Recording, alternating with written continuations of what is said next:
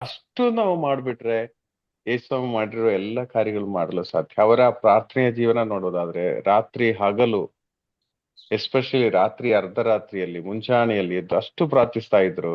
ನಮ್ಗೆ ಅಷ್ಟು ಮಾಡಕ್ ಆಗ್ತಾ ಇಲ್ಲ. ಅವರು ಮನುಷ್ಯರಾಗಿ ಅಷ್ಟೊಂದು ಕಾರ್ಯಗಳು ಮಾಡ್ತಾ ಇದ್ದರು. ನಾವು ಅಷ್ಟೊಂದು ಕಾರ್ಯಗಳು ಮಾಡಿದ್ರೆ ಸಾಕು, ಅವ್ರು ಮಾಡಿದ ವಿಷಯಗಳೆಲ್ಲ ನಾವು ಮಾಡಲು ಸಾಧ್ಯ ಆಗ್ತದೆ. ಒಂದು ಡಿಸೈಪಲ್ ಆಗಿ, ಒಂದು ಶಿಷ್ಯನಾಗಿ ನಮ್ಮಲ್ಲಿ ಈ ಒಂದು ಕಾರ್ಯ ಇರಬೇಕು ಎಂದು ನಾವು ಧ್ಯಾನಿಸಿದ್ದೇವೆ. ಪ್ರಿಯರೇ, ಇವತ್ತು ಅದರ ಆ ಕಂಟಿನ್ಯೂಯೇಷನ್ ಆಗಿ ನಾವು ಚಿಂತಿಸಲು ಹೋಗ್ತಾ ಇದ್ದೇವೆ. ಅಂದ್ರೆ ನಾವು ಒಂದು ಶಿಷ್ಯನಂತ ಹೇಳುವಾಗ ನಾವು ಯೇಸುವನ್ನೇ ಎದುರು ನೋಡುತ್ತೇವೆ.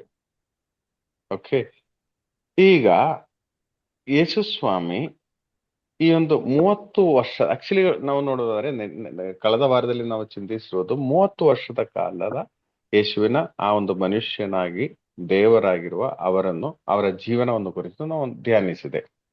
ಓಕೆ, ಸೊ ಇವತ್ತು ಆ ಒಂದು 40 ವಯಸ್ಸಿನ ನಂತರ ಹೇಗೆ ಬಾಕಿ ಜೀವನದ ಬಗ್ಗೆ, ಆ ಒಂದು ಬಹಿರಂಗ ಜೀವನದ ಪ್ರಾರಂಭ, ಇದರ ಬಗ್ಗೆ ನಾವು ಚಿಂತಿಸಬೇಕು. ಯಾಕಂದ್ರೆ ಈ ಭಾಗಗಳೆಲ್ಲ ಒಂದೊಂದು ಶಿಷ್ಯನು ದಾಟಿ ಬರಬೇಕಾದ ವಿಷಯಗಳಾಗಿದೆ. ಪ್ಲೀಸ್ ಅಲ್ವಾ? Okay, so Harsha, video on ಮಾಡ್ತೀರಾ? ಮಾಡಕ್ಕಾಗತ್ತಾ? ಓಕೆ. ಸೊ ಪ್ರಿಯರೇ, ಯೇಸು ಸ್ವಾಮಿ 30 ವರ್ಷಗಳ ನಂತರ ನಡೆದಿರುವುದು ಜೋರ್ದಾನ್ನಲ್ಲಿ ದೀಕ್ಷಾ ಸ್ನಾನವನ್ನು ಪಡೆದರು. ಈ 30 ವರ್ಷ ಏನ್ ಮಾಡಿದ್ದಾರೆ? ಅವರು ವಚನಗಳ ಒಂಥರ ಪ್ರೆಗ್ನೆಂಟ್ ವಿತ್ ವರ್ಡ್ ಅಂತ ಹೇಳುವ ಹಾಗೆ ವಚನದಿಂದ ತುಂಬಿದರು. ಅವರು 30 ವರ್ಷದ ಕಾಲ ವಚನಗಳಿಂದ ಕುಟುಂಬದಲ್ಲೂ ಅವರ ಪರ್ಸನಲ್ ಪ್ರೇಯರ್ ಮುಖಾಂತರ, ಪರ್ಸನಲ್ ಲೈಫಿನ ಮುಖಾಂತರ ವಚನಗಳನ್ನು ತುಂಬಿಸಿದರು. Okay, possessed with the word. ಇನ್ನೊಂದು ರೀತಿಯಲ್ಲಿ ಹೇಳೋದಾದ್ರೆ, ಈ ವಚನವನ್ನು ತುಂಬಿದ ನಂತರ ನೆಕ್ಸ್ಟ್ ಏನಾಗ್ಬೇಕು? ಯೇಸು ಸ್ವಾಮಿಗೆ ಪವಿತ್ರಾತ್ಮರಿಂದ ದೀಕ್ಷಾ ಸ್ನಾನವಾಗಬೇಕು.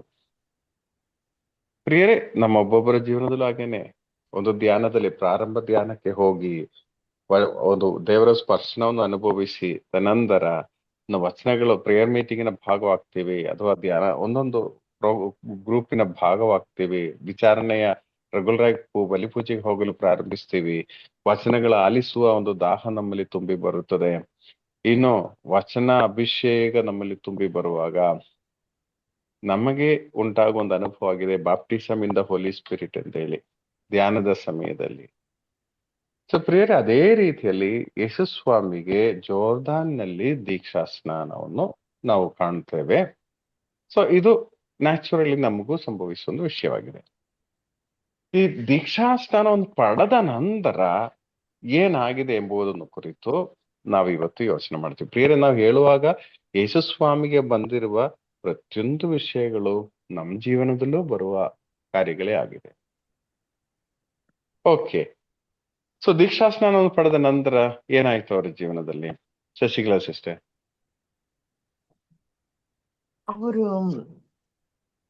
ಎಲ್ಲರಿಗೂ ವಚನಗಳನ್ನ ಸಾರೋದಕ್ಕೆ ಹೊರಟ್ರು ಅಂತ? ಇಲ್ಲ. ದೀಕ್ಷಾ ಸ್ನಾನವನ್ನು ಪಡೆದ ನಂತರ ಪವಿತ್ರಾತ್ಮರಿಂದ ತುಂಬಿ ಏನ್ ಸಂಭವಿಸಿತ್ತು ಅವರ ಜೀವನದಲ್ಲಿ? ಅವರಿಗೆ ಸುಖದೇವರು ಹೇಳ್ತಾ ಇದಾರೆ, ಇದು ನನ್ನ ಪುತ್ರ.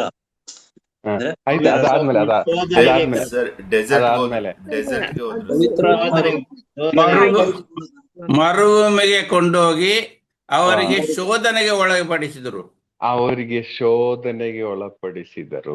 ಮರುಭೂಮಿಗೆ ಕರ್ಕೊಂಡೋಗಿ ಶೋಧನೆಗೆ ಅವರು ಒಳಪಡಿಸಿದರು. ಪವಿತ್ರಾತ್ಮರು ಕರೆದು. ಸೊ ಪ್ರಿಯರೇ, ಈ ದೀಕ್ಷಾ ಸ್ನಾನವನ್ನು ಪಡೆದ ನಂತರ ನೆಕ್ಸ್ಟ್ ಇದು ಒಂದು ಸೀಕ್ವೆನ್ಷಿಯಲ್ ಪ್ರೋಸೆಸ್. ನೆಕ್ಸ್ಟ್ ಬರುವ ಕಾರ್ಯವಾಗಿದೆ ಶೋಧನೆಗೆ ಒಳಪಡಿಸುವ ಕಾರ್ಯ. ಸೊ ಯೇಸು ಸ್ವಾಮಿಗೆ ಇದು ತಪ್ಪಿಲ್ಲ ಎಂದರೆ ನಮಗೆ ತಪ್ಪಬಾರದು, ನಮಗೂ ಬರ್ಬೇಕು. ನಮಗೂ ಇದು ಖಂಡಿತವಾಗಿ ತಪ್ಪುವುದಿಲ್ಲ, ಆಯ್ತಾ? ಯಾಕಂದ್ರೆ ಇದು ಆ ಒಂದು ಸ್ಟೆಪ್ಸ್ ಆಗೇ ಇದೆ. ಈಗ ನಾವು ಯೋಚನೆ ಮಾಡೋಣ. ಯೇಸು ಇದು ಮೇನ್ ಆಗಿ ಲೂಕ ಮತ್ತು ಮತ್ತಾಯ ಬರೀತಾ ಇದ್ದಾರೆ. ಈ ಪ್ರೋಸೆಸ್.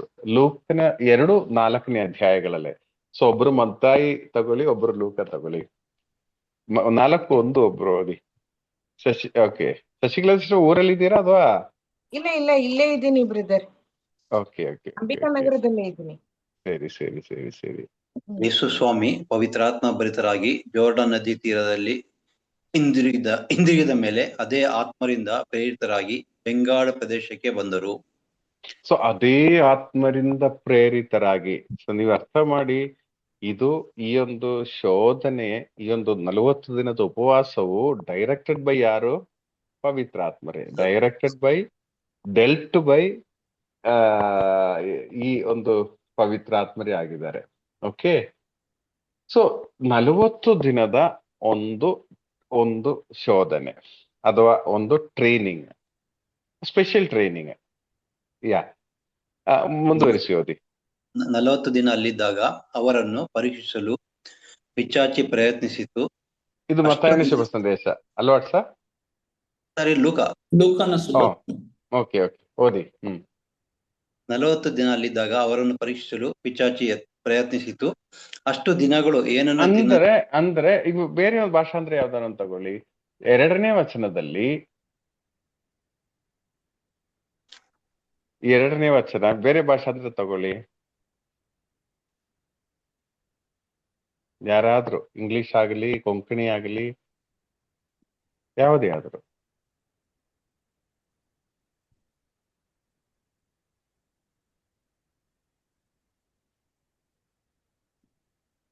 ದಯಾಲಿದ್ದೀರಲ್ಲ? ಯಾ, ಇದೆ ಸರ್. ಲೂಕನ ಶುಭ ಸಂದೇಶ 4ನೇ ಅಧ್ಯಾಯ 2ನೇ ವಾಕ್ಯ. आणि थंय तो 40 दीस पर्यंत असल्या वेळार देवसारखा का नडीत असलो. त्या दिसांनी ताणे कितेंय स्पटा घेतले ना, देखून ते दीस काबार जातच ताका भूक लागली. ಓಕೆ ಓಕೆ, ಇದರಲ್ಲಿ ಇದು ನಾನು ಹೇಳೋದು ಈ ಕನ್ನಡದಲ್ಲಿ ಇರೋದು, ಈ ಕೊಂಕಣಿಯಲ್ಲಿ ಇರೋದು ಒಂದೇ ಮೀನಿಂಗ್ ಬರುತ್ತದಾ? ಒಂದೇ ಸೇಮ್ ಬರ್ತದೆ. ನಾನು ಹೇಳೋದೇನಂದ್ರೆ, ಬೇರೆ ಭಾಷಾಂತರದಲ್ಲಿ ಹೇಗಂದ್ರೆ, ಈ 40 ದಿನವೂ ಪಿಶಾಚಿಯಿಂದ ಪರೀಕ್ಷಿಸಲ್ಪಟ್ರು ಎಂದು ಇದೆ. ಹೌದು, ಅಂದ್ರೆ ಕನ್ನಡದಲ್ಲಿ ಏನಿದೆ ಅಂದ್ರೆ 40 ದಿನ ಉಪವಾಸ ಮಾಡಿ ನಂತರ ಪಿಶಾಚಿಯಿಂದ ಪರೀಕ್ಷಿಸಲ್ಪಟ್ರು ಎಂದು.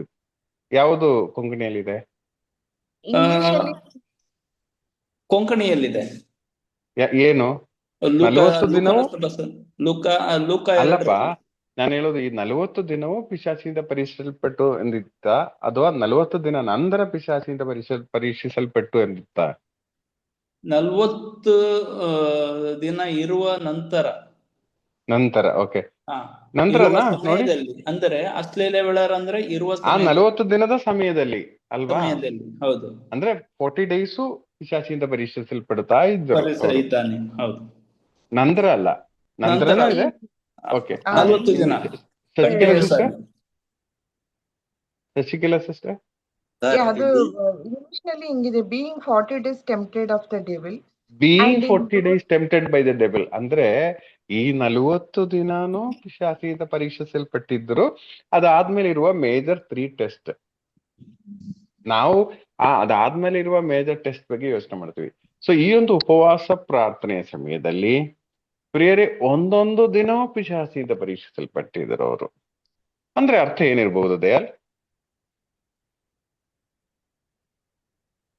ಅಲ್ಲಿ ಅವರೊಬ್ಬರೇ ಇದ್ದಾರೆ, ಸಹ ಅವರು ಶೋಧನೆಗೆ ಒಳಗಾಗಿದೆ, ಪಿಶಾಚಿಯಿಂದ ಶೋಧನೆಗೆ ಒಳಗಾಗಿದೆ ಅಂತ ಹೇಳುವಾಗ ನಿಮ್ಗೆ ಹೇಗೆ ಅನಿಸ್ತದೆ? ಅದ ಮನಸ್ಸಾಕ್ಷಿ, ಅವ್ರ ಮನಸ್ಸಿನಲ್ಲೇ ಇನ್ನೊಂದು ಚಿಂತೆಗಳು ಬರ್ತಾ ಇತ್ತು, ಒಂದು ಕಾನ್ಸಂಟ್ರೇಷನ್ ಆಗ್ತಾ ಇರ್ಲಿಲ್ಲ. ಒಂದೊಂದು ದಿನನೂ ಒಂದೊಂದು ಚಿಂತೆಗಳು. ಇದು ಯಾಕೆ, ಬೇಕೋ ಬೇಡವೋ, ಯಾವ ರೀತಿ ಮಾಡಬಹುದು, ಈ ರೀತಿ ಮಾಡಬಹುದಾ, ಆ ರೀತಿ ಮಾಡಬಹುದಾ, ಒಂದೊಂದು ಪ್ರೇರಣೆ ಅವರಿಗೆ ಲಭಿಸ್ತಾ ಇತ್ತು. ಖಂಡಿತವಾಗಿ ಅವರಿಗೆ ಒಂದು ಮನುಷ್ಯನಾಗಿ ಪಿಶಾಚಿ ಅಥವಾ ಒಂದು ಯಾವುದೇ ರೂಪದಲ್ಲೂ, ಒಂದು ಹಾವಿನ ರೂಪದಲ್ಲೂ ಬಂದು ಯೇಸು ಸ್ವಾಮಿಗೆ ಶೋಧನೆ ಕೊಟ್ಟಿರಲ್ಲ ಮೋಸ್ಟ್ಲಿ ಅಲ್ವಾ? ಏನ್ ಹೇಳ್ತೀರಿ ಮನಸ್ಸಿನಿಂದ? ಒಂದು ಆಲೋಚನೆಯಿಂದ ಒಂದೊಂದ್ ತರ ಶೋಧನೆ. ನಮಗೂ ಬರುವ ಶೋಧನೆ ಆಗೇ ತಾನೆ, ಒಂದೊಂದು ಆಲೋಚನೆಯಿಂದ. Okay, so ಅದಾಯ್ತು. 40 ದಿನ ಪರೀಕ್ಷಿಸಲ್ಪಟ್ಟರು. ಅದಾದ್ಮೇಲೆ 3 ಮೇಜರ್ ಪರೀಕ್ಷಣಗಳು. ನಾವು ಇವತ್ತು ಈ 3 ಮೇಜರ್ ಪರೀಕ್ಷಣಗಳ ಬಗ್ಗೆ ನಾವು ಚಿಂತಿಸಲು ನಾವು ಹೋಗ್ತೀವಿ. ಲೂಕ 4:3 ಓದಿ. ಆಗ ಪಿಚಾಚಿ, ನೀನು ದೇವರ ಪುತ್ರ ಎಂಬುದು ಸತ್ಯವಾದರೆ ಈ ಕಲ್ಲಿಗೆ ರೊಟ್ಟಿ ಆಗೆಂದು ಆಜ್ಞೆ ಮಾಡು ಎಂದಿತ್ತು. ನೀವು ದೇವರ ಪುತ್ರನು ಎಂಬುದು ಸತ್ಯವಾದರೆ ಈ ರೊಟ್ಟಿಗೆ ಆಜ್ಞೆ ಮಾಡು. ಸೊ ಪ್ರಿಯರೇ, ಇದು 40 ದಿನ ಆ ಉಪವಾಸ ಪ್ರಾರ್ಥನೆ ಕಂಪ್ಲೀಟ್ ಆಗಿಲ್ಲ. ಪಿತಾ ದೇವರು ಪವಿತ್ರಾತ್ಮರ ಮುಖಾಂತರ ಡೈರೆಕ್ಟ್ ಮಾಡಿರುವ ಉಪವಾಸ ಪ್ರಾರ್ಥನೆ ಕಂಪ್ಲೀಟ್ ಆಗಿಲ್ಲ. ಕಂಪ್ಲೀಟ್ ಆಗೋದು ಯಾವಾಗ? 40 ದಿನ ಆಯಿತು, ಅದಾದ್ಮೇಲೆ ಅವರು ಊಟ ತಗೊಳ್ಳುವ ಆ ಒಂದು ಟೈಮ್ ಇದೆಯಲ್ಲ, ಆಗನೇ ಉಪವಾಸ ಕಂಪ್ಲೀಟ್ ಆಗ್ಬೋದು. ಇಲ್ಲಿ ಕಂಪ್ಲೀಟ್ ಆಗಿಲ್ಲ. ಅದಕ್ಕೆ ಮುಂಚೆ ಪಿತಾ ದೇವರು ಕೊಟ್ಟಿರೋ ಟೈಮ್ ಲಿಮಿಟ್ ಆಗಿಲ್ಲ. ಅದಕ್ಕೆ ಮುಂಚೆ ಒಂದು ಪ್ರೇರಣೆ ಬರ್ತಾ ಇದೆ. ಏನ್ ಹೇಳ್ತಾ ಇದೆ ಪ್ರೇರಣೆಯಲ್ಲಿ ದಯಾಲು? ಅದೇ ಹಸುವಾಗ್ತಾ ಇದೆಯಲ್ಲ, ಊಟ ಮಾಡು. ಹೇಗಿದ್ರು ನೋಡಿ, 5 ರೊಟ್ಟಿಯಿಂದ 5,000 ಜನರಿಗೆ ನಾನು ಕೊಡ್ಬೇಕು. ಹೇಗಿದ್ರು ನೋಡಿ 7 ರೊಟ್ಟಿಯಿಂದ 4,000 ಜನರಿಗೆ ಕೊಡಬೇಕು. ಅಲ್ಲಿರುವ ಕಲ್ಲುಗಳು ನೋಡಿದರೆ ಒಂಥರ ವೈಟ್ ಆಗಿರುವ ರೊಟ್ಟಿಯ ಹಾಗಿರುವ ಕಲ್ಲುಗಳಿದೆ. ನಾನು ದೇವಪುತ್ರನಾಗಿದ್ದರೆ ನಾನು ಮಾಡಬಹುದಲ್ಲ ಅಲ್ವಾ? ಸೊ ಪ್ರಿಯರೇ, ಇಲ್ಲಿ ಏನಂದ್ರೆ, ನಾನು ದೇವಪುತ್ರನೆಂದು ತೋರಿಸುವುದಕ್ಕೆ ಇದೊಂದು ಒಳ್ಳೆ ಚಾನ್ಸ್. ಯಾವುದು? ಈ ರೊಟ್ಟಿಯನ್ನು ಕಲ್ಲುಗಳನ್ನು ರೊಟ್ಟಿಯನ್ನಾಗಿ ಮಾಡುವುದಾದ್ರೆ ಜನ ಏನ್ ಯೋಚನೆ ಮಾಡಬಹುದು? ಅದೇ ಇವ್ರ ದೇವ್ರ ಮಗನೇ ಅಪ್ಪ, ನಿಜ ಅಲ್ವಾ, ಇವ್ರ ದೇವರ ಮಗನೇ ಎಂದು ಯೋಚನೆ ಮಾಡಬಹುದು. ಸೊ ಇವರಿಗೊಂಥರ ತುಂಬಾ, ಯಾಕಂದ್ರೆ ಇನ್ನು ಡಿಸೈಪಲ್ಸ್ ಯಾರು ಬಂದಿಲ್ಲ ಅಲ್ಲಿ. ಇವರಿಗೆ ಒಂದು ಸ್ಟಾರ್ಟ್ ಮಾಡಕ್ಕೆ ಒಂದು ಬ್ರೇಕ್ ಥ್ರೂ ಬೇಕಲ್ಲ. ನನ್ನ ಪ್ರಕಾರ ಆ ರೀತಿ ಪ್ರಲೋಭನೆಗಳು ಬಂದಿರಬಹುದು ಏನೋ. ಹೊಟ್ಟೆ ಹಸಿತಾ ಇದೆ, ಅದು ಬೇರೆ ವಿಷಯ. ಇದೊಂದು ಒಳ್ಳೆ ಚಾನ್ಸ್ ಅಲ್ವಾ? ಒಂದು ಬ್ರೇಕ್ ಥ್ರೂ ಆಗುತ್ತೆ. ಎಲ್ರು ಯೇಸು ಅವ್ರ ಜೊತೆಗೆ ಸೇರಲು ಜನ ಬರ್ತಾರೆ. ಸೊ ಇವರನ್ನೆಲ್ಲ ಸೇರಿಸಿ ನನ್ನ ಟಾರ್ಗೆಟ್ ಏನು? ಜನರನ್ನು ರಕ್ಷಿಸುವುದು. ಈ ಕಾರ್ಯ ಮಾಡಬಹುದಲ್ಲ? ಓಕೆ. ಸೊ ಪ್ರಿಯರೇ, ಮೊದಲನೆಯ ಪರೀಕ್ಷೆ ಅವರ ಶರೀರಕ್ಕೆ ಸಂಬಂಧ ರೀತಿಯಲ್ಲಿರುವ ವಿಷಯದಲ್ಲಿತ್ತು. ಅವರ ಶರೀರಕ್ಕೆ ಸಂಬಂಧಪಟ್ಟ ವಿಷಯದಲ್ಲಿ. ಸೊ ಅದರಲ್ಲಿ ಬರುವುದೇನು? ನೀವು ದೇವಪುತ್ರನಾಗಿದ್ದರೆ ಅಂದ್ರೆ ಒಂದು ಕನ್ಫರ್ಮೇಶನ್ ಇಲ್ಲ. ಸೈತಾನ್ ಒಂದು ಕ್ವಶನ್ ಟೆಸ್ಟ್ ಮಾಡ್ತಾ ಇದ್ದಾನೆ. ನೀನ್ ದೇವಪುತ್ರನ ಮನುಷ್ಯಪುತ್ರನ? ದೇವಪುತ್ರನಾದ್ರೆ ಇದು ಮಾಡ್ಬೋದಲ್ಲ, ಸ್ವಲ್ಪ ಒಂದು ಉರಿ ತುಂಬಿಸಿ, ದೇವಪುತ್ರನಲ್ವಾ ನೀವು ಮಾಡಿ, ಈ ರೀತಿಯಲ್ಲಿ ನಿಮ್ಮಿದೆಲ್ಲ ಸಾಧ್ಯ ಅಲ್ವಾ, ತೋರಿಸ್ಕೊಡಿ ಅವರಿಗೆ ಎಂಬ ರೀತಿಯಲ್ಲಿ ಒಂದು ಪ್ರೇರಣೆ ಕೊಡ್ತಾ ಇದ್ದಾರೆ. ಮಾತ್ರವಲ್ಲ, ಪಿತಾ ದೇವರು ಕೊಟ್ಟಿರುವ ಟಾರ್ಗೆಟೆಡ್ ಟೈಮ್ ಆಗಲಿಲ್ಲ. ಅಂದ್ರೆ ಇದರ ಅಲ್ಟಿಮಮ್ ಟೆಸ್ಟ್ ಏನು? ಪಿತನ ವಚನವನ್ನು ನೀವು ಯಾಕೆ ಅನುಸರಿಸಬೇಕು? ಅವರು ಈಗ 40 ದಿನ ಅಂದ್ರೆ ಇನ್ನು ಸ್ವಲ್ಪ ಸಮಯ ಇರ್ಬೋದೇನೋ, ಅಷ್ಟೇ ತಾನೇ. 40 ದಿನ ಆಯ್ತಲ್ಲ. ಈಗ ಕೆಲವರು ಹೇಳ್ತಾರೆ ಈ ಫಾಸ್ಟಿಂಗ್ ಸಾಟರ್ಡೆ ಮುಗಿಸ್ಬೋದಾ? ಈ ಹೋಲಿ ಸ್ಯಾಟರ್ಡೇಯಲ್ಲಿ ಫಾಸ್ಟಿಂಗ್ ಕಂಪ್ಲೀಟ್ ಆಗುತ್ತಾ? ಮೊನ್ನೆ ಒಂದು ತುಂಬಾ ಆರ್ಗ್ಯುಮೆಂಟ್ ನಡೆಯಿತು. ಕೆಲವೊಂದು ಕಡೆ ಸ್ಯಾಟರ್ಡೆ 5 o'clock ಮಾಸ್ ಇತ್ತು. 5 o'clock ಮಾಸ್ ಇದ್ದಾಗ ಸ್ಯಾಟರ್ಡೆ ಅಂದ್ರೆ ಈಸ್ಟರ್ ಮಾಸ್, ಅಂದ್ರೆ ರಾತ್ರಿ ಮಾಡಕ್ಕೆ ಕೆಲವೊಂದ್ ಕಡೆ ಈ ಇದು ತೊಂದರೆ ಇದೆ. ಒಪ್ಪಲ್ಲ ಸುಮಾರು ಪ್ಯಾರಿಶ್ ಅಲ್ಲಿ. ಒಪ್ಪಲ್ಲ ಅಂತ ಮಾತ್ರ ಅಲ್ಲ, ಕೇರಳದಲ್ಲೆಲ್ಲ ಈ ಮೃಗಗಳ ಆನೆ ಎಲ್ಲ ಬರುತ್ತಲ್ಲ ರಾತ್ರಿ. ಸೊ ಅದರಿಂದ 5 o'clockಗೆನೆ ಈಸ್ಟರ್ ಮಾಸ್ ಮುಗಿಸ್ತಾ ಇದ್ರು. ನೈಟಿಗೆ ಬಿಡಲ್ಲ ಅಲ್ಲಿ ಈಗ, ಯಾಕಂದ್ರೆ ತುಂಬಾ ಚಿರತೆ, ಹುಲಿ ಎಲ್ಲ ಪ್ರಾಬ್ಲಮ್ ಇದೆ. 5 ಗಂಟೆಗೆ ಮಾಸ್ ಆಗ್ತದೆ. ಈಗ ನೀವು ಹೇಳಿ, 6 ಗಂಟೆಗೆ ಹೋಲಿ ಸ್ಯಾಟರ್ಡೆ ಈವ್ನಿಂಗ್ 6 ಗಂಟೆಗೆ ಮಾಸ್ ಮುಗಿದರೆ ನೀವು ನಾನ್ ವೆಜ್ ತಿನ್ಬೋದಾ ಇಲ್ವಾ? ಮಾಸ್ ಅಚ್ಚ ಏನ್ ಹೇಳ್ತೀರಾ? ಮಾತು ತಿನ್ಬೋದು, ತಿನ್ನೋದು. ಮಾಸ ಮುಗ್ದೋಯ್ತಲ್ಲ ಸರ್ ಒಬ್ಬನೇ ಬಂದ್ಬಿಡ್ತಾನೆ. ಸರ್ ಮಾಂಸ ಇರೋದು 2 ದಿನ. ಅಲ್ಲ ಆಗಲ್ಲ. ಗುಡ್ ಅದು ಫ್ರೈಡೆ. ಅದು ಅದು ಕರೆಕ್ಟೇ. ಈಗ ಕೆಲವರು ನಾವು ಫಾಸ್ಟ್ ಮಾಡ್ತೀವಿ, ಇನ್ನು ಮಾಂಸನೇ ತಿನ್ನಲ್ಲ ಅಂತ ಡಿಸೈಡ್ ಮಾಡ್ತೀವಲ್ಲ, ಅವರು ಇದೊಂದು ದೊಡ್ಡ ಆರ್ಗ್ಯುಮೆಂಟ್ ನಡೆಯಿತು. ಕೆಲವರು ಪರವಾಗಿಲ್ಲ ಪೂಜೆ ಆದ್ರೆ ಮುಗಿಯಿತು ಅಂತ ಹೇಳ್ತಾರೆ, ಕೆಲವರು ಇಲ್ಲ ಕಂಪ್ಲೀಟ್ 12 o'clock ಆಗ್ಬೇಕು ಅಂತ ಹೇಳ್ತಾರೆ. ಗೊತ್ತಿಲ್ಲ, ಒಟ್ಟಿನಲ್ಲಿ ನನಗೂ ಗೊತ್ತಿಲ್ಲ ಏನ್ ಮಾಡ್ಬೋದು ಅಂತೇಳಿ. ಆದ್ರೆ ಇನ್ನು ಪಿತನು ಕೊಟ್ಟಿರುವ ಟಾರ್ಗೆಟೆಡ್ ಟೈಮ್ ಆಗಿರ್ಲಿಲ್ಲ. ಅದಕ್ಕೆ ಮುಂಚೆನೆ ಏನೆಂದು ಅಂದ್ರೆ ಈ ಸೈತಾನ್ನ ಪ್ರೇರಣೆ ಏನಕ್ಕೆ ಅಂದ್ರೆ ಪಿತನ ವಚನಗಳು ನೀವು ಯಾಕೆ ಅನುಸರಿಸಬೇಕು ಅಲ್ವಾ? ಸ್ವಲ್ಪ ಪ್ರಾಕ್ಟಿಕಲ್ ಆಗಿ ಯೋಚನೆ ಮಾಡಿ ಬ್ರದರ್. ಈ ರೀತಿಯಲ್ಲಿ ಅವರು ಯೇಸು ಸ್ವಾಮಿಗೆ ಪ್ರೇರಣೆಯನ್ನು ಕೊಡ್ತಾ ಇದ್ರು. ಪ್ರಿಯರೇ, ನಿಶ್ಚಯವಾಗಿ ಹೇಳ್ತೀನಿ, ಎಷ್ಟೋ ಬಾರಿ ಒಂದು ಶಿಷ್ಯನಾಗುವಾಗ ಆಧ್ಯಾತ್ಮಿಕವಾಗಿ ನಮ್ಮನ್ನು ಕುಗ್ಗಿಸುವ ಒಂದು ಏರಿಯಾ ಇದೇ ಆಗಿದೆ ಅಂತ ಹೇಳುವಾಗ ಊಟದ ಒಂದು ಏರಿಯಾದಲ್ಲಿ ನಮ್ಗೆ ಕಂಟ್ರೋಲ್ ಮಿಸ್ ಔಟ್ ಆಗುತ್ತೆ. ಜಸ್ಟ್ ಉದಾಹರಣಕ್ಕೆ, ಕೆಲವೊಂದ್ ಕಡೆ ನೀವು ಫಾಸ್ಟೇ ಮಾಡಕ್ ಆಗಲ್ಲ, ಉಪವಾಸ ಮಾಡಕ್ಕೆ ಆಗಲ್ಲ.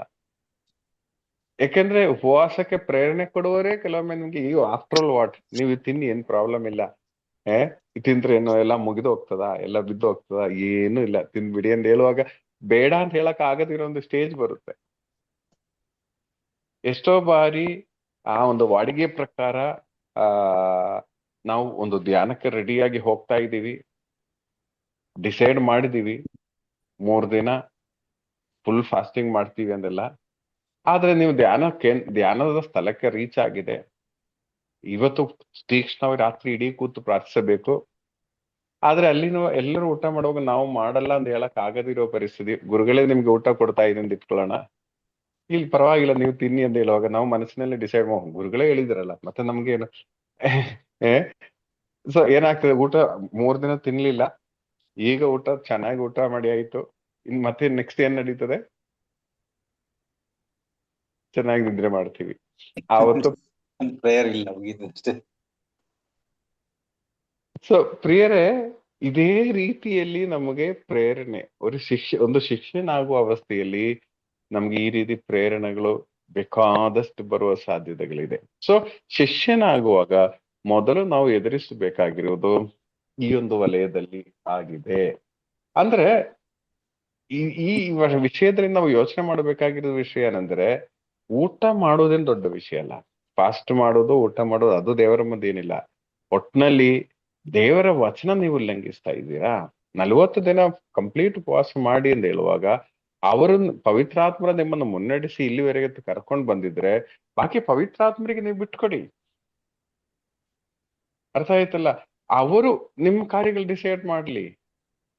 ಸೊ ಅದರ ಬದಲು ನೀವೇ ಡಿಸೈಡ್ ಮಾಡಿ ಅಂತ ಹೇಳುವ ಆ ಒಂದು ಚಿಂತೆ ಇದೆಯಲ್ಲ, ಅಲ್ಲೇ ನಮ್ಗೆ ಒಂದು ಪ್ರಲೋಭನೆ ಅಂತ ಹೇಳುವುದು. ಪ್ರಿಯರೇ, ಇದು ಯೇಸು ಸ್ವಾಮಿ ಫೇಸ್ ಮಾಡಿರುವುದಾದ್ರೆ ಖಂಡಿತವಾಗಿಯೂ ಇದು ನಮ್ಮ ಜೀವನದಲ್ಲಿ ಬರುತ್ತದೆ ಈ ವಿಷಯದಲ್ಲಿ. ಯಾಕಂದ್ರೆ ಅವರು ಮಾಡಿರೋ ಈ 3 ವಿಷಯಗಳಲ್ಲೂ ಟೆಸ್ಟ್ಗಳು ನಮ್ಮ ಜೀವನದಲ್ಲಿ ಬರುತ್ತೆ. ಇವತ್ತು ನಾವು ಅದನ್ನು ಕುರಿತು ಸ್ವಲ್ಪ ಯೋಚನೆ ಮಾಡ್ತಾ ಇದ್ದೀವಿ. ಓಕೆ, ಆದ್ರೆ ಈ ಟೆಸ್ಟ್ ಯೇಸು ಹೇಗೆ ಜಯಶಾಲಿ ಆದರು ಈ ಟೆಸ್ಟ್ ಅಲ್ಲಿ? ವಚನ ಹೇಳ್ತಾರೆ ಮುಂದೆ ಅವರು, ಅದಕ್ಕೆ ಸ್ವಾಮಿ ಪವಿತ್ರ ಅಂದರೆ ಹೇಳಿರೋ ಪ್ರಕಾರ ಮಾನವನು ಜೀವಿಸುವುದು ಆಹಾರದಿಂದಲ್ಲ ಮಾತ್ರವಲ್ಲ ಎಂದು ಉತ್ತರಿಸಿದರು.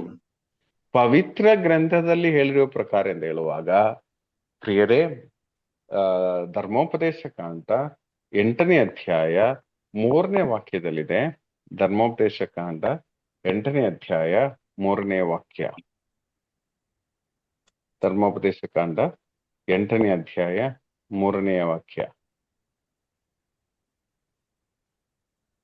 ಮಾನವರು ಆಹಾರ ಮಾತ್ರದಿಂದಲ್ಲ ಸರ್ವೇಶ್ವರ ಆಡುವ ಪ್ರತಿಯೊಂದು ನುಡಿಯಿಂದಲೂ ಜೀವಿಸುತ್ತಾರೆಂಬುದು ನಿಮಗೆ ತಿಳಿಯುವಂತೆ ಅವರು ನಿಮ್ಮನ್ನು ಕಷ್ಟಕ್ಕೆ ಒಳಪಡಿಸಿದರು.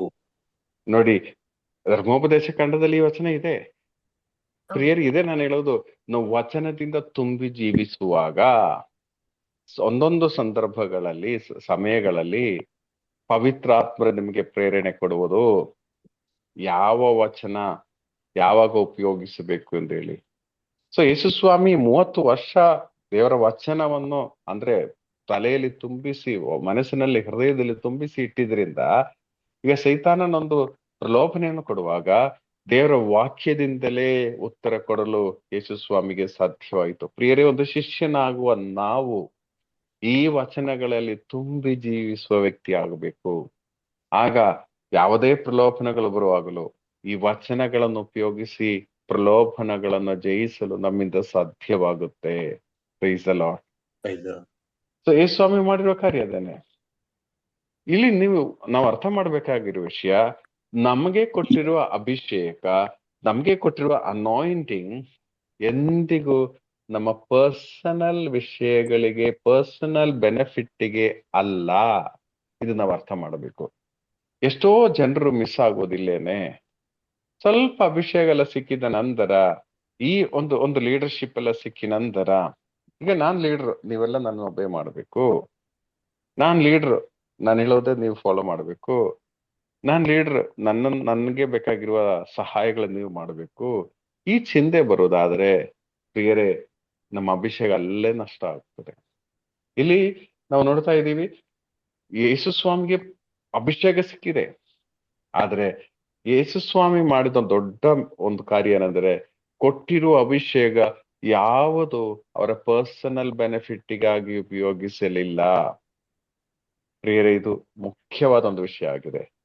ನಮ್ಗೆ ಕೊಟ್ಟಿರುವ ಯಾವ ಅಭಿಷೇಕವು ಆಫ್ಟರ್ ಆಲ್ ವಾಟ್, ನಮ್ಗೆ ಇದು ಊಟದ ವಿಷಯ ತಾನೆ, ಆತರ ಸಿಂಪಲ್ ಆಗಿ ನಾವು ತಗೊಳ್ಳಂಗಿಲ್ಲ.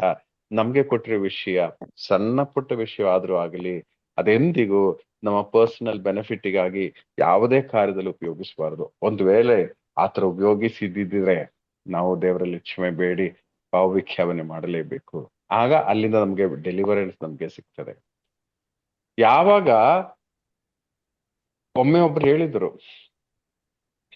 ನಾನು ದೇವರ ಸೇವೆ ಮಾಡಲು ಪ್ರಾರಂಭಿಸಿದಾಗ ನನ್ಗೆ ಯಾರೋ ಒಬ್ರು, ನೀವು ದೇವರ ಸೇವೆ ಮಾಡ್ತಾ ಇದೆಯಲ್ಲ, ನಿಮ್ಗಿರ್ಲಿ, ನಿಮ್ ಕುಟುಂಬಕ್ಕೆ ಇರ್ಲಿ ಅಂತ ಹೇಳಿ ಕೊಟ್ರು.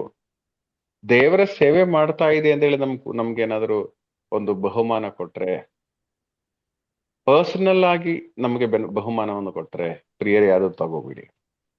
ನೀವು ದೇವರ ಸೇವೆಗಾಗಿ ಏನಾದ್ರು ಮಾಡೋದಾದ್ರೆ ನೀವು ತಗೊಳ್ಳಿ. ಅರ್ಥ ಆಯ್ತಲ್ಲ?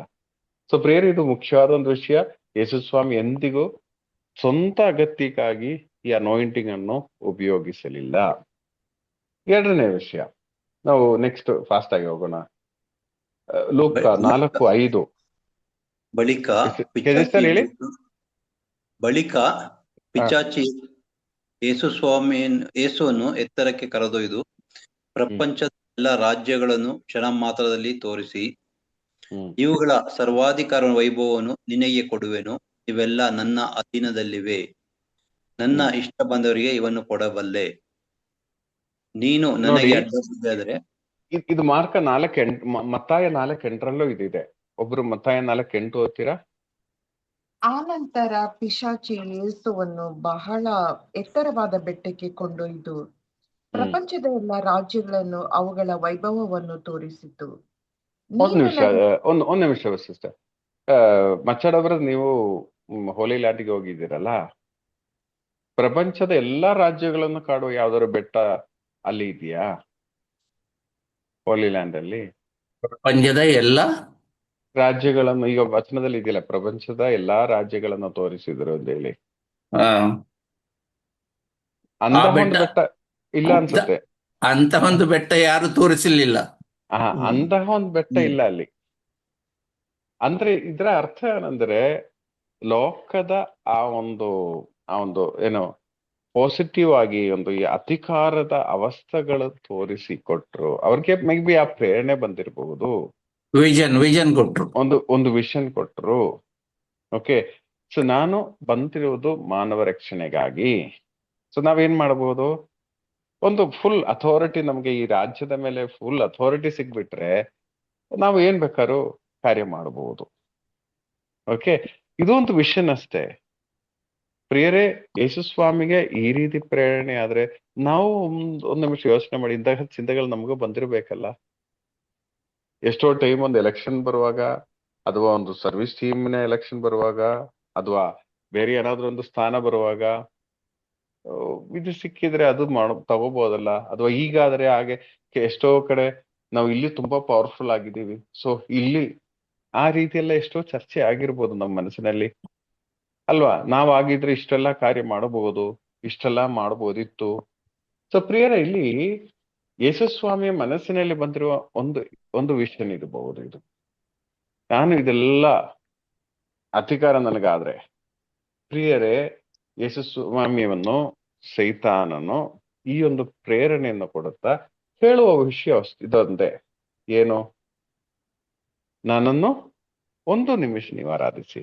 ಬೈಬಲೇ ಹೇಳ್ತಾ ಇದೆ, ಆಕ್ಚುಲಿ ಸೈತಾನನು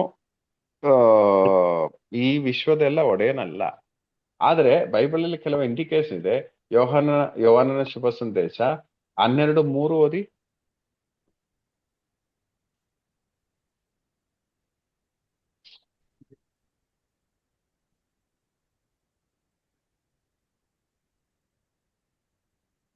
ಆಗ ಮರಿಯಳು ಸುಮಾರು ಅರ್ಧ ಲೀಟರಿನಷ್ಟು, 12:3 ಅಲ್ವಾ ಬ್ರದರ್? ಆಗ ಮರಿಯಳು ಸುಮಾರು ಅರ್ಧ ಲೀಟರಿನಷ್ಟು ಅತ್ಯಂತ ಬೆಲೆ ಬಾಳುವ ಅಚ್ಚ ಜಟಾಮಾಂಸ ಸುಗಂಧ ತೈಲವನ್ನು ತಂದು ಯೇಸುವಿನ ಪಾದಗಳಿಗೆ ಹಚ್ಚಿ ತನ್ನ ತಲೆ ಕೂದಲಿನಿಂದ ಆ ಪಾದಗಳನ್ನು ಒರೆಸಿದಳು. ತೈಲದ ಸುವಾಸನೆ ಮನೆಯಲ್ಲೆಲ್ಲ ಹರಡಿತು. ಯೇಸುವನ್ನು ಹಿಡಿದುಕೊಡಲಿದ್ದ ಹಾಗೂ ಶಿಷ್ಯರಲ್ಲಿ ಒಬ್ಬನಾಗಿದ್ದ ಇಸ್ಕರಿಯೋತಿನ ಯೂದನು ಈ ಸುಗಂಧ ತೈಲವನ್ನು 300 ದೆನಾರಿ ನಾಣ್ಯಗಳಿಗೆ ಮಾರಿ ಬಂದ ಹಣವನ್ನು ಬಡಬಗ್ಗರಿಗೆ ಕೊಡಬಹುದಿತ್ತಲ್ಲ ಎಂದನು. ಬಡವರ ಹಿತಚಿಂತನೆಯಿಂದೇನು ಅವನು ಹೀಗೆ ಹೇಳಲಿಲ್ಲ.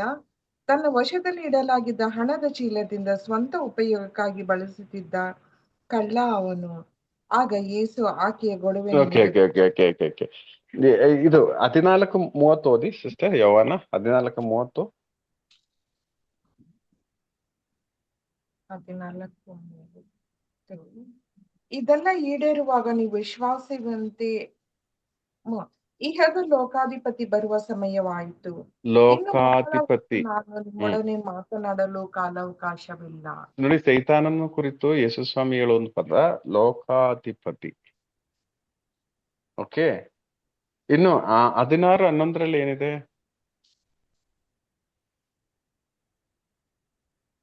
ಅಂತಿಮ ತೀರ್ಪಿನ ವಿಷಯವಾಗಿ ಅವರ ತಪ್ಪು ಭಾವನೆಯನ್ನು ಮನವರಿಕೆ ಮಾಡಿಕೊಡುವರು. ಏಕೆಂದರೆ ಇಹದ ಲೋಕಾಧಿಪತಿಗೆ ಈಗಾಗಲೇ ನ್ಯಾಯ ತೀರ್ಪನ್ನು ಕೊಡಲಾಗಿದೆ. ಲೋಕಾಧಿಪತಿ ಅಂತ ಯೇಸುಸ್ವಾಮಿನೇ ಹೇಳ್ತಾ ಇದ್ದಾರೆ. ಇನ್ನು 2 ಕೊರಿಂಥ್ಯ 4:4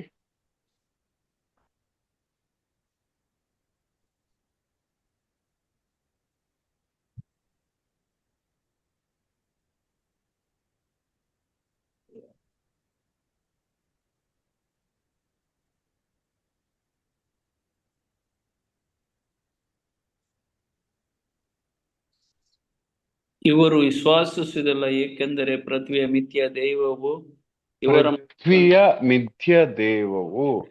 ಸೊ ಪ್ರಿಯರೇ, ಅರ್ಥ ಮಾಡಿ, ವಚನ ಹೇಳುವುದು ಲೋಕಾಧಿಪತಿ ಪೃಥ್ವಿಯ ದೇವರು ಎಂದೆಲ್ಲ ಹೇಳುವಾಗ, ಪ್ರಿಯರೇ, ದೇವರೇ ಈ ಭೂಮಿಯನ್ನು ಸೃಷ್ಟಿಸಿರುವುದು.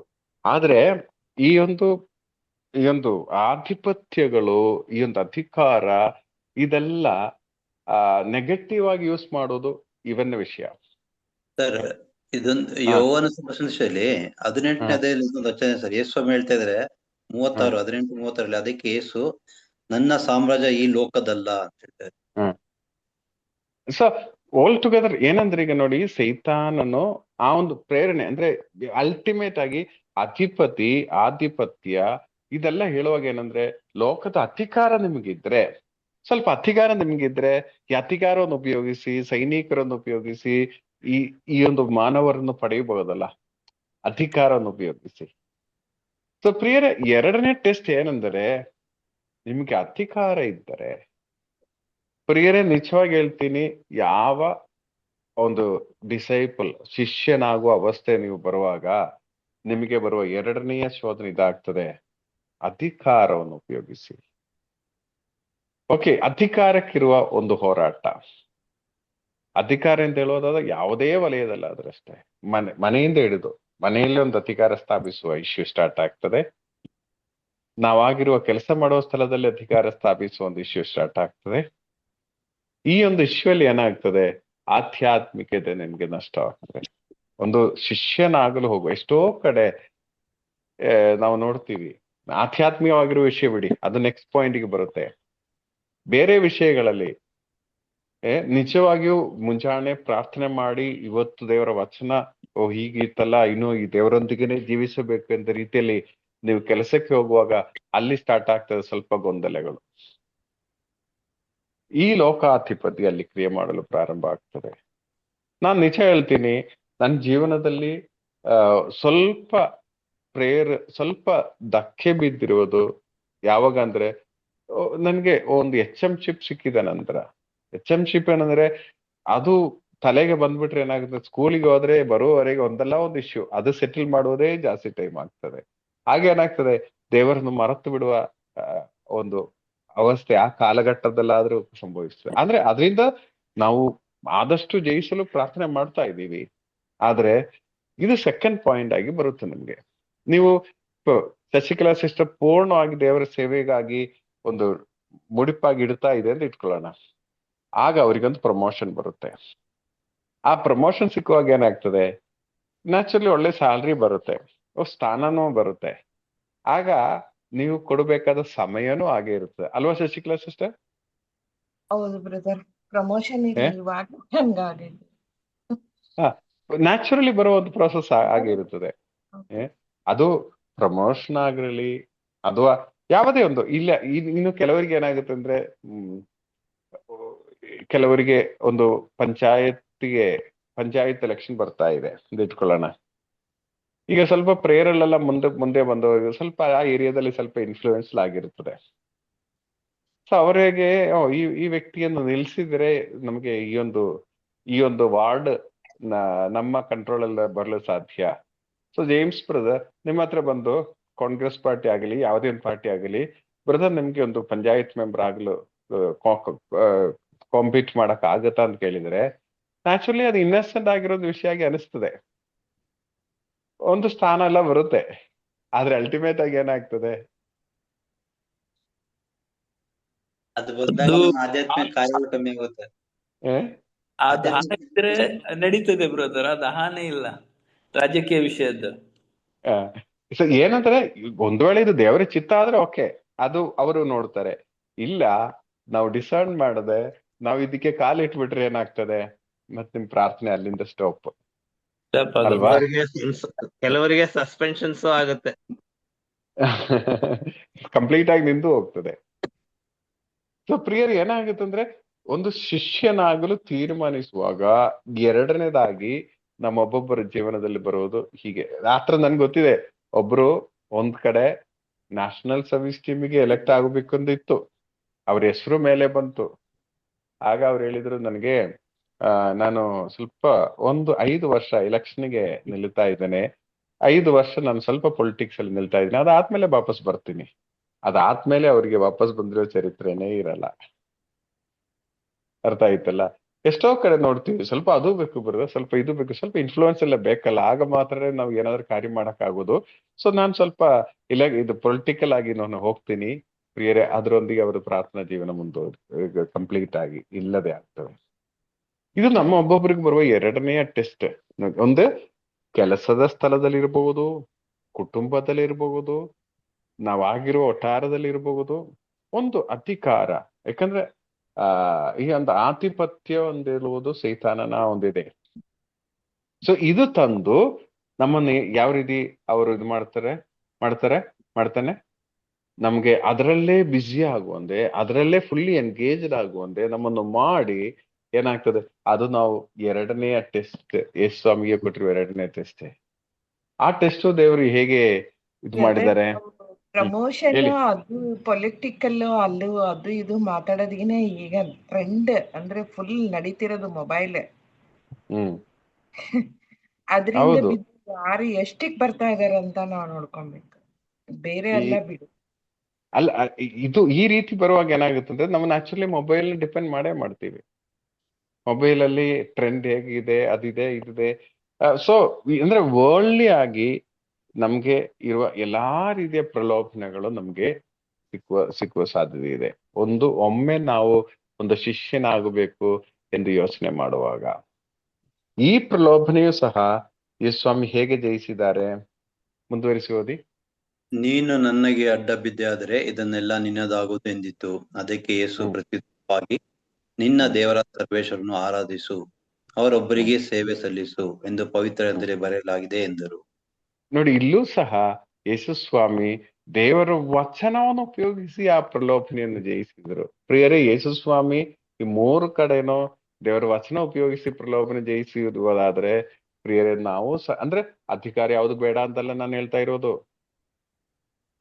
ಎಷ್ಟೋ ಜನ ಇದ್ದಾರೆ, ಸುಪ್ರೀಂ ಕೋರ್ಟ್ ಜಡ್ಜ್ ಆಗಿರೋ ವ್ಯಕ್ತಿಯು ಸಹ ಡೈಲಿ ಬಲಿಪೂಜೆಗೆ ಹೋಗಿ, ಡೈಲಿ ಆರಾಧನೆಗೆ 1 hour ಹೋಗಿ, ಜಸ್ಟಿಸ್ ಕುರಿಯನ್ ಥಾಮಸ್ ಅಂತೇಳಿ ಒಬ್ರು ಇದಾರಲ್ಲ, ನಮ್ಗೆ ಮಾಮೂಲಿ ಟೋಕ್ಗಳೆಲ್ಲ ಬರುತ್ತೆ. ಅವರು ಡೈಲಿ ಬಲಿಪೂಜೆಗೆ ಹೋಗಿ, ಡೈಲಿ 1 hour ಆರಾಧನೆಗೆ ಹೋಗಿ ಪ್ರಾರ್ಥನೆ ಮಾಡೋರು ಇದ್ದಾರೆ, ಇಲ್ಲ ಅಂತಲ್ಲ, ನಮ್ಮಿಂದಲೂ ಸಾಧ್ಯ. ಆದ್ರೆ ಅಷ್ಟು ವಚನದಿಂದ ತುಂಬಿರುವ ವ್ಯಕ್ತಿ ನಾವಾಗ್ಬೇಕು. ಅಷ್ಟು ದೇವರ ಪ್ರೇರಣೆಯಿಂದ ತೀರ್ಮಾನಗಳ ತಗೊಳ್ಳೋರು ನಾವಾಗ್ಬೇಕು. ಯಾವುದೋ ಅಧಿಕಾರ ತಗೋಬಾರ್ದು ಅಂತಲ್ಲ ನಾನು ಹೇಳ್ತಾ ಇರೋದು. ಆದ್ರೆ ತಗೊಂಡ ನಂತರ ಇಲ್ಲಿ 0 ಆಗಿ ಇಲ್ಲಿ 100% ಆದ್ರೆ, ಪ್ರಿಯರೇ, ನಾವಲ್ಲಿ ಸೊತ್ತು ಹೋಗ್ತೀವಿ, ಸೈತಾನ್ನಿಗೆ ಗುಲಾಮರಾಗ್ತೀವಿ. ಆದ್ರೆ ಇಲ್ಲಿ ನಾವು ನೋಡ್ತೀವಿ ಯೇಸು ಸ್ವಾಮಿ ಇದು ಸಹ ಜಯಿಸುವುದು ಹೇಗೆ? ಇದು ಸಹ ಯೇಸು ಸ್ವಾಮಿ ಜಯಿಸಿರುವುದು ದೇವರ ವಚನವನ್ನು ಉಪಯೋಗಿಸಿ ಆಗಿದೆ. ನಾನು ನಂದೊಂದು ಉದಾಹರಣೆ ಹೇಳೋದಾದ್ರೆ, ಯಾಕಂದ್ರೆ 3ನೇ ಟೆಸ್ಟ್ ಬರುವಾರ ನಾವು ತುಂಬಾ ಮುಖ್ಯವಾಗಿರೋದ್ರೆ ಬರುವಾರ ನೋಡೋಣ. ನನ್ನ ಉದಾಹರಣೆ, ನಾನು ಪ್ರೇ ಗ್ರೂಪ್ ಲೀಡರ್ ಆಗಿದ್ದೆ ಮಂಡ್ಯದಲ್ಲಿ. ಆ ಟೈಮಲ್ಲಿ ನೋಡಿ, ಬಜಾಜ್ ಅಲಯನ್ಸ್ ಅಂತ ಹೇಳಿ ಏನೋ ತುಂಬಾ ಬೂಸ್ಟ್ ಆಗ್ತಾ ಇತ್ತು. ಬಜಾಜ್ ಅಲಯನ್ಸ್ ನನ್ಗೆ ಈ ಒಂದು ಇದು ಇನ್ವೆಸ್ಟ್ಮೆಂಟ್ ಬಗ್ಗೆ ನಿಮ್ಗೆ 0 ಇಂಟ್ರೆಸ್ಟೇ. ಆದ್ರೆ ಒಬ್ರು ನಮ್ಮ ಮಿಸ್ಸಸ್ ಅಲ್ಲಿ ಸ್ಕೂಲಲ್ಲಿ ಟೀಚರ್ ಆಗಿದ್ರು. ಆ ಸ್ಕೂಲಿಗೆ ಹೋದಾಗ ಈ ತರ ಒಂದು ಇದಿದೆ, ಬಜಾಜ್ ಅಲಯನ್ಸ್ ಇದೆ, ನೀವು 10,000 ಕಟ್ಟಿದ್ರೆ ಸಾಕು, ಅದರ ಜೊತೆಗೆ ನೀವು ನಿಮ್ಗೆ ಕಾಂಟ್ರಾಕ್ಟರ್ ಇದಾರಲ್ಲ, ಸೊ ಇನ್ನು 3 ಜನ ಸೇರಿಸಿದ್ರೆ ನೀವು ಕೊಟ್ಟಿರೋ 10,000 ನಿಮ್ಗೆ ವಾಪಸ್ ಬರುತ್ತೆ. ಸೊ ಈ ರೀತಿ ಒಂದು ಇದು ಬಂತು. ಈಗ ಏನಾಗ್ತದೆ, ಅವ್ರು ನ್ಯಾಚುರಲಿ ಮನೆಗೆ ಬಂದು ಈ ತರ ಇದೆ, ನಿಮ್ಗೆ ಏನು ಇನ್ವೆಸ್ಟ್ಮೆಂಟ್ ಇಂಟ್ರೆಸ್ಟ್ ಇಲ್ಲ, ನೀವು ಏನು ಮಾಡಲ್ಲ, ಹಾಗೆ ಈಗೆಲ್ಲ ಬರುವಾಗ ನ್ಯಾಚುರಲಿ ನಾನೇನು ಹೇಳ್ಬೇಕು? ಆಯ್ತು ಸರಿ, ಏನಾದ್ರು ಮಾಡ್ಲಿ ಅಂತ ಹೇಳಿ. ಪ್ರಿಯರೇ, ಅದಾದ್ಮೇಲೆ ನನ್ ತಲೆ ತಿನ್ನಲು ಪ್ರಾರಂಭಿಸಿದ್ರು ಒಬ್ಬೊಬ್ಬರು. ಅವರನ್ನು ಕಾಂಟ್ಯಾಕ್ಟ್ ಮಾಡಿ, ನಿಮ್ಗೆ ಅವ್ರ ಪರಿಚಯ ಇದೆಯಲ್ಲ, ನಿಮ್ಗೆ ಇವರು ಪರಿಚಯ ಇದೆಯಲ್ಲ, ನಾನೊಂದು ವಾರದಲ್ಲಿ ಈ ಬಿಸ್ನೆಸ್ ಇಲ್ಲದಂತೆ ಮಾಡಿ ಆಯ್ತು, ನನ್ಗೆ ಬೇಡ, ಏನು ಬೇಡ ಅಂತ ಹೇಳಿ. ಯಾಕೆಂದ್ರೆ ನಮ್ಮ ಹತ್ರ ಈ ತರ ಎಲ್ಲ ಟ್ಯಾಕ್ಟಿಕ್ಸ್ ಉಪಯೋಗಿಸಿ ಬರೋರು, ಅಂದ್ರೆ ಮನಿ ಚೈನ್ ಅಂತೆಲ್ಲ ಹೇಳ್ತಾರಲ್ಲ, ಬೇರೆಯವ್ರು ನೋಡುವಾಗ ನಿಮ್ಗೆ ಇಷ್ಟು ಜನ ಕಾಂಟ್ಯಾಕ್ಟ್ ಇದೆ, ನೀವು ಹೇಳಿದ್ರೆ ಅವ್ರು ಒಬ್ಬೇ ಮಾಡೋದಾದ್ರೆ ನಮ್ಮನ್ನ ಅವ್ರು ಹಿಡಿಯಕ್ಕೆ ಟ್ರೈ ಮಾಡೋದು. ಪ್ರಿಯರೇ, ಇದೇ ರೀತಿಯಲ್ಲಿ ಎಷ್ಟೋ ನಾವು ಶಿಷ್ಯರಾಗಲು ಎಷ್ಟೋ ಮುಂಚೆ ಶಿಷ್ಯರಾಗಬೇಕಿತ್ತು. ಆದ್ರೆ ಈ ರೀತಿ ಒಂದೊಂದು ಟ್ರಾಫಿಕ್ಗೆ ನಾವು ಬಿದ್ದು ನಾವು ನಷ್ಟಪಡಿಸಿದ್ದೀವಿ. ಸೊ ಪ್ರಿಯರೇ, ನಾವು ಇವತ್ತು ಈ ಫಸ್ಟ್ ಟೆಸ್ಟ್, 2ನೇ ಟೆಸ್ಟ್ ಇದೆರಡೇ ನಾವು ನೋಡ್ತಾ ಇರೋದು. 3ನೇ ಟೆಸ್ಟ್ ಬರುವಾರ ನೋಡೋಣ. ಆದ್ರೆ 2 ಟೆಸ್ಟ್ ಅಲ್ಲಿ ನಾವೆಲ್ಲರೂ ಒಂದಲ್ಲ ಒಂದ್ ರೀತಿ ಬಿದ್ದು ಹೋದವ್ರೆ 2 ಟೆಸ್ಟ್ ಅಲ್ಲಿ. ಸೊ ಒಂದು ಶಿಷ್ಯನಾಗಬೇಕಾದ್ರೆ ಪ್ರಿಯರೇ, ಅರ್ಥ ಮಾಡಿ, ನಮ್ಗೆ ಈ ಟೆಸ್ಟ್ಗಳಿಂದ ಹಾದು ಹೋಗ್ಬೇಕು. ಆದ್ರೆ ದೇವರ ವಚನವನ್ನು ಉಪಯೋಗಿಸಿ ನಾವು ಈ ಟೆಸ್ಟ್ಗಳನ್ನು ಜಯಿಸಲೇಬೇಕು. ನಾವು 1 ನಿಮಿಷ ಪ್ರಾರ್ಥಿಸೋಣ, ಯಾಕಂದ್ರೆ ಟೈಮ್ ಆಗ್ತಾ ಇದೆ. 1 ನಿಮಿಷ ಪ್ರಾರ್ಥಿಸೋಣ. ಪ್ರೀತಿಯ ದೇವನೇ, ಪರಲೋಕ ಪಿತನೇ, ಶಿಷ್ಯರಾಗಲು ನೀವು ನಮ್ಮನ್ನು ಕರೆದಿದ್ದೀರಾ. ಆದ್ರೆ ಸ್ವಾಮಿ, ಈ ಒಂದು ಕರೆಗೆ ನಾವು ಹೋಗೊಟ್ಟು ನಮಗೆ ಬರುವ ಪ್ರಲೋಭನೆಗಳು ಜಯಿಸುವಂತೆ ಬೇಕಾಗಿರುವ ಕೃಪೆ ನೀವು ನಮಗೆ ದಯಪಾಲಿಸಿರಿ. ಅದಕ್ಕಿರುವ ಎಲ್ಲ ಅಡೆತಡೆಗಳು ನೀವು ನೀಗಿಸಿ ಸ್ವಾಮಿ.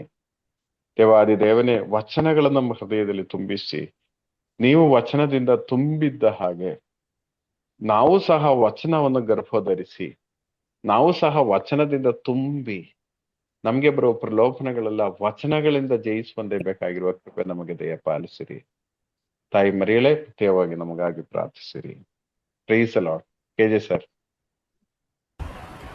Price the lord sir. ಪ್ರೀತಿ. ಪ್ರೈಸ್ ದಿ ಲಾರ್ಡ್ ಪ್ರಿಯರೇ, ಇವತ್ತು ನಮಗೆ ಡಿಸೈಪಲ್ಶಿಪ್ನ ಯೇಸು ಸ್ವಾಮಿ ಕಳೆದ ವಾರ ನಾನು ಇರಲಿಲ್ಲ, ಬಟ್ ಬ್ರದರ್ ಹೇಳಿದಾಗ ಗೊತ್ತಾಯ್ತು. ಅದು ಮನುಷ್ಯರಾಗಿ ಯೇಸು ಸ್ವಾಮಿ ಮನುಷ್ಯರಾಗಿ ಎಲ್ಲವನ್ನ ಸಹಿಸಿದ್ರು. ಈಗ ನೆಕ್ಸ್ಟ್ ಸ್ಟೆಪ್ಪು ಬ್ಯಾಪ್ಟಿಸಮ್ ಆಯಿತು. ಬ್ಯಾಪ್ಟಿಸಮ್ ಅಂದರೆ ಅದೊಂದು ಪ್ರೋಸೆಸ್ಸೇ. ಪವಿತ್ರಾತ್ಮರಿಂದ ದೀಕ್ಷಾ ಸ್ನಾನ ನಮಗೆ ಆಗೋ ಹಾಗೆ ಯೇಸು ಸ್ವಾಮಿಗೆ ಪವಿತ್ರಾತ್ಮರ ದೀಕ್ಷಾ ಸ್ನಾನ ಆಯಿತು. ಅದಾದಮೇಲೆ ನೆಕ್ಸ್ಟ್ ಸ್ಟೆಪ್ಪು ಎಲ್ಲಿಗೆ ಹೋಗ್ತಾರೆ? ಪವಿತ್ರಾತ್ಮರವರನ್ನು ಬೆಂಗಾಡಿಗೆ ಕರ್ಕೊಂಡು ಹೋಗ್ತಾರೆ. ಸೊ ಅಲ್ಲಿ 40 ದಿನಗಳ ಕಾಲ ಅಲ್ಲಿ ಒಂದು ಪ್ರೋಸೆಸ್, ಟ್ರೈನಿಂಗ್ ಪ್ರೋಸೆಸ್ಸು. ಸೊ ಆ ಸಮಯದಲ್ಲಿ ಅವರು ಏನೂ ತಿಂದಿಲ್ಲ. ಸೊ ಲೂಕನ ಶುಭ ಸಂದೇಶದ ಪ್ರಕಾರ ಅಲ್ಲಿ 40 ದಿನವೂ ಅವರು ಶೋಧನೆಯನ್ನು ಎದುರಿಸಿದ್ರು. ಬಹುಶಃ ಈ ಶೋಧನೆಯನ್ನು ಪಿಶಾಚಿ ಯಾವುದೋ ಒಂದು ರೂಪದಲ್ಲಿ ಬಂದು ಕೊಟ್ಟ ಶೋಧನೆ ಆಗಿರಲಾರ್ದು, ಅವರ ಮನಸ್ಸಿನಲ್ಲಿ ಬಂದಂತಹ ಶೋಧನೆಗಳು. ಈ ಶೋಧನೆಗಳನ್ನು ಅವರು ಜಯಿಸ್ತಾರೆ. ಮತ್ತು ಅಲ್ಲಿ ಕೊನೆಯದಾಗಿ ಆ 3 ದೊಡ್ಡ ಶೋಧನೆಗಳನ್ನು ಯೇಸು ಸ್ವಾಮಿ ಈ 40 ದಿನದಲ್ಲಿ ಯೇಸು ಸ್ವಾಮಿ ಮಾಡಿದ ಕಾರ್ಯಗಳೇನು? ಆ 30 ವರ್ಷಗಳು ಮಾಡಿದ ಕಾರ್ಯಗಳು ಅಂದರೆ ಅವರು ವಚನದಿಂದ ತಮ್ಮನ್ನೇ ತುಂಬಿಸಿದರು. ಎಲ್ಲ ವಚನಗಳನ್ನು, ದೇವರ ವಾಕ್ಯಗಳನ್ನು ಎಲ್ಲ ತುಂಬಿಸಿ ಅವರು ಮನಸ್ಸಿನಲ್ಲಿ, ಹೃದಯದಲ್ಲಿ, ಆತ್ಮದಲ್ಲಿ ಫುಲ್ ಅದೇ ಇತ್ತು. ಹಾಗಾಗಿ ವಚನ ತುಂಬಿಸಿದವರಾದ್ದರಿಂದ ಅವರು ಯಾವುದೇ ಸಮಯದಲ್ಲಿ ಬೇಕಾದರೂ ವಚನವನ್ನು ಅವರು ಉಪಯೋಗಿಸಿ ಆ ಸಂದರ್ಭವನ್ನು ನಿಭಾಯಿಸ್ತಾ ಇದ್ರು. ಸೊ ಈಗ ಕೊನೆಯದಾಗಿ 40 ದಿನ ಮುಗಿದ ಮೇಲೆ ಆ 3 ಶೋಧನೆಗಳಲ್ಲಿ ಮೊದಲನೇ ಶೋಧನೆ ಬಂದು ರೊಟ್ಟಿ ಶೋಧನೆ. ಈಗ ಮನುಷ್ಯರಾದ ನಮಗೆ ಇದೇ ಮುಖ್ಯ. ಅದು ಈಗ ನಾವು ಫಾಸ್ಟಿಂಗ್ ಅಂತ ಎಲ್ಲ ನಾವು ಮಾಡುವಾಗ ಆ ಫಾಸ್ಟಿಂಗ್ ಏನಾಗ್ತದೆ, ಇದು ಮುಖ್ಯವಾದ ಒಂದು ಕಾರ್ಯ. ಇದರಲ್ಲೇ ನಾವು ಹೆಚ್ಚಾಗಿ ಬಿದ್ದು ಹೋಗೋದು ಈ ಊಟದ ವಿಚಾರಗಳಲ್ಲಿ. ಸೊ ಅದಕ್ಕೆ ಬ್ರದರ್ ಸುಮಾರು ಎಕ್ಸಾಂಪಲ್ ಎಲ್ಲ ಕೊಟ್ಟರು. ಗುರುಗಳೇ ಹೇಳ್ತಾವ್ರೆ ತಿನ್ನಿ ಅಂತ ತಿಂದ್ಬಿಟ್ರೆ ಆಗ ಅದು ವೀಕ್ನೆಸ್ಸೇ, ನಮ್ಮದು ವೀಕ್ನೆಸ್ಸೇ. ಆಗ ನಾವು ಮಾಡಬೇಕಾದ ಕಾರ್ಯವನ್ನು ಮಾಡಲಿಕ್ಕೆ ಸಾಧ್ಯ ಆಗೋದಿಲ್ಲ. ಸೊ ಈ ಮೊದಲನೇ ಟೆಂಪ್ಟೇಷನನ್ನು ಯೇಸು ಸ್ವಾಮಿ ಹೇಗೆ ನಿಭಾಯಿಸ್ತಾರೆ ಅಂದರೆ ವಚನದ ಮೂಲಕ ನಿಭಾಯಿಸ್ತಾರೆ.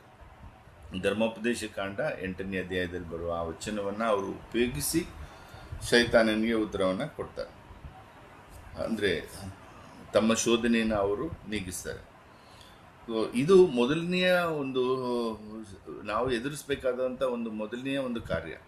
ವಚನದಿಂದ ನಾವು ನಮ್ಮನ್ನೇ ತುಂಬಿಸ್ಕೊಳ್ಬೇಕು. ವಚನದಿಂದ ನಾವು ನಮ್ಮನ್ನೇ ತುಂಬಿಸ್ಕೊಂಡ್ರೆ ಆಗ ನಾವು ಮಾಡ್ಬೋದು. ಮತ್ತು ಇಲ್ಲಿ ಇನ್ನೊಂದಂದರೆ ಯೇಸು ಸ್ವಾಮಿ ಈ ಒಂದು ರೊಟ್ಟಿಯನ್ನು ತಮ್ಮ ಉಪಯೋಗಕ್ಕಾಗಿ ಮಾಡಿಕೊಳ್ಳಿಲ್ಲ. ಸೊ ನಮಗೆ ಯಾವುದಾದ್ರೂ ವರದಾನ ಸಿಕ್ಕಿದಾಗ ಅದನ್ನು ನಮ್ಮ ಉಪಯೋಗಕ್ಕೆ ಮಾಡ್ಕೊಳ್ಳೋಕ್ಕೆ ನಾವು ಪ್ರಯತ್ನ ಮಾಡ್ತೀವಿ. ಅದು ಆಗಬಾರ್ದು. ಸೊ ಏನೇ ಅದು ಕೊಟ್ಟರೆ ಅದು ಇತರರಿಗಾಗಿ ಮತ್ತು ಧರ್ಮಸಭೆಯ ಬೆಳವಣಿಗೆಗಾಗಿ, ಇದು ವರಪ್ರಸಾದಗಳು. ಸೊ ಹಾಗಾಗಿ ಅದನ್ನು ನಮ್ಮ ಸ್ವಂತಕ್ಕೆ ಉಪಯೋಗಿಸಬಾರ್ದು. ಸೊ ಇದು ನಾವು ಎಚ್ಚರಿಕೆ ಇರಬೇಕು. ಎಷ್ಟೋ ಜನ ಇದರಲ್ಲೇ ಬಿದ್ದೋಗ್ತಾರೆ ಅನ್ನೋದನ್ನು ಗೊತ್ತಾಯಿತು. ಹಾಗೆ ಎರಡನೇ ಕಾರ್ಯಕ್ಕೆ ಬಂದಾಗ ಸೈತಾನ ಏನು ಹೇಳ್ತಾನೆ, ಪ್ರಪಂಚದ ಎಲ್ಲ ರಾಷ್ಟ್ರಗಳನ್ನು ತೋರಿಸ್ತಾರೆ. ಅಲ್ಲಿ ಇಸ್ರಾಯೇಲ್ನಲ್ಲಿ, ಹೋಲಿ ಲ್ಯಾಂಡಲ್ಲಿ ಆ ರೀತಿ ಒಂದು ಕಡೆ ನಿಂತು ಎಲ್ಲ ಪ್ರಪಂಚದ ರಾಷ್ಟ್ರಗಳನ್ನ ನೋಡೋದು ಸಾಧ್ಯವೇ ಇಲ್ಲ. ಆ ಥರ ಪ್ರದೇಶನೂ ಇಲ್ಲ. ಈಗ ಅದರ ಏನೋ ಒಂದು ವಿಷನಲ್ಲಿ ಸ್ವಾಮಿ ತೋರಿಸಿರ್ತಾರೆ. ಅಂದರೆ ಒಂದು ಅಧಿಕಾರ ಸಿಕ್ಕಿದ್ರೆ, ಒಂದು ರಾಷ್ಟ್ರದ ಅಧಿಕಾರ ಸಿಕ್ಕಿದ್ರೆ ಆ ಮೂಲಕ ಇನ್ಫ್ಲುಯೆನ್ಸ್ ಮಾಡಿ ಜನರ ಮೇಲೆ ಒಂದು ಹಿಡಿತವನ್ನು ಸಾಧಿಸ್ಬೋದು. ಯಾಕೆ ಸ್ವಾಮಿ ಇದನ್ನು ಉಪಯೋಗಿಸ್ಕೋಬೋದಿತ್ತು. ಯಾಕಂದರೆ ಅವರು ಮುಂದೆ ಜನರ ಸೇವೆ ರಕ್ಷಣೆ ಮಾಡಲಿಕ್ಕೆ ಹೋಗೋರಿಗೆ ಮೊದಲು ಜನ ಬೇಕಲ್ಲ, ಆಗ ಶಿಷ್ಯರು ಯಾರು ಇರಲಿಲ್ಲ. ಸೊ ಈ ಒಂದು ಕಾರ್ಯ ಅವರು ಉಪಯೋಗಿಸ್ಕೋಬೋದಿತ್ತು, ಆದರೆ ಅವರು ಅದನ್ನು ಮಾಡಲಿಲ್ಲ. ಅದನ್ನು ಅವ್ರು ಏನು ಮಾಡ್ತಾಯಿದ್ದಾರೆ, ಪುನಃ ವಚನದ ಮೂಲಕನೇ ಅದನ್ನು ಆ ಒಂದು ಶೋಧನೆಯನ್ನು ಅವರು ನಿಭಾಯಿಸ್ತಾರೆ. ಸೊ ಹಾಗಾಗಿ ಈ ಎರಡು ಕಾರ್ಯಗಳನ್ನು ಇವತ್ತು ನಮಗೆ ತಿಳಿಸ್ಕೊಟ್ಟಿದ್ದಾರೆ. ಈ ಎರಡು ನಾವು ವಚನದ ಮೂಲಕನೇ ನಾವು ಎಲ್ಲವನ್ನು ನಿಭಾಯಿಸಬೇಕು ಅನ್ನೋದು ಅರ್ಥ ಆಯ್ತು. Praise the lord sir. Thanks.